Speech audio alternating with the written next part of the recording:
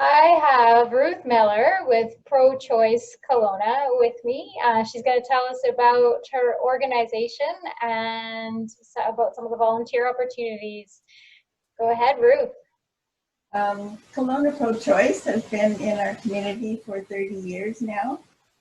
It was formed to make sure that there was unbiased information available on reproductive health for people in the community. And so the first project was to start to bring a Planned Parenthood to Kelowna, now options for sexual health.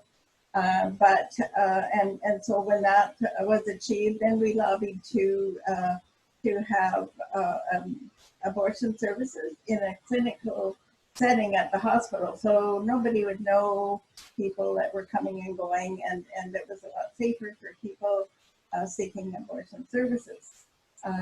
We have been liaising with the Medical Students for Choice at UBCO, and currently do liaise with Options for Sexual Health.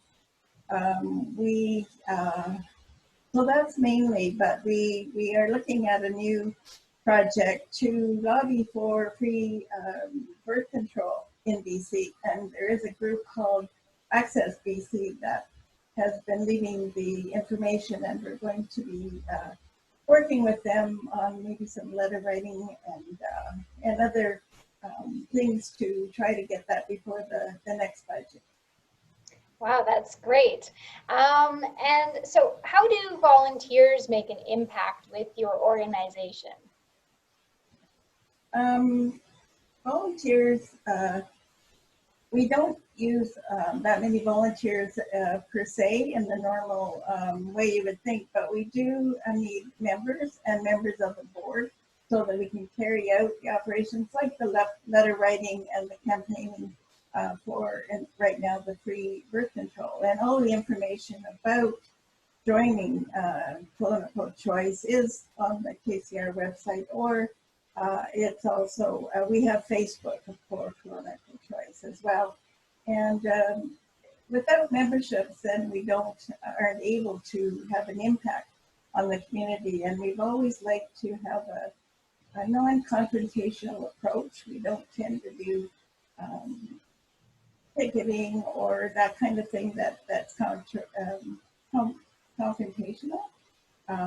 So when you say, is there any special requirements for our members? And no, just that people who are really interested in having safe reproductive health information in our community.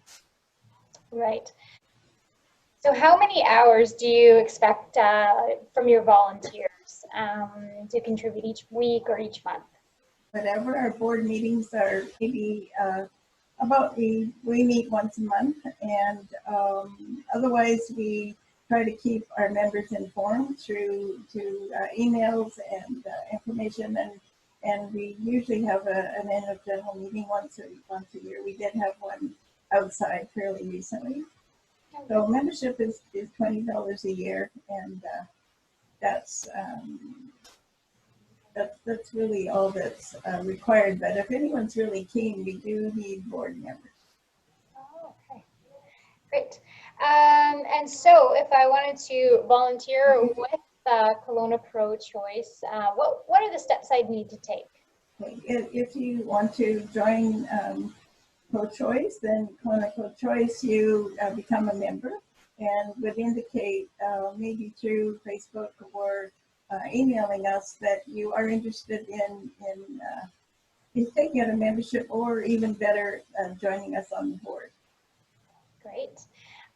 Is there anything else you'd like an interested person to know about your organization? Well, I think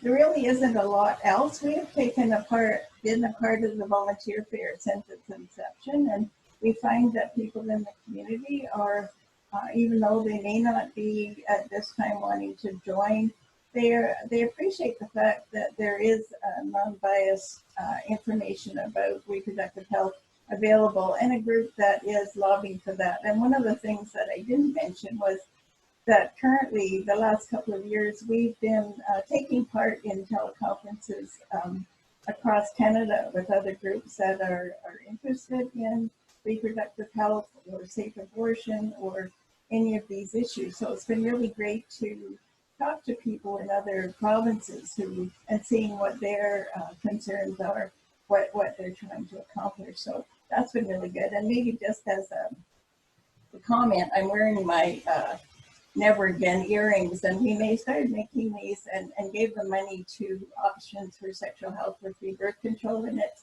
no more coat hanger abortions is the symbolism. So if you see somebody wearing the coat hanger earrings, that's the meaning behind it. Oh, that's so great. Thank you so much for your time today, Ruth. It's been great chatting with you. No problem.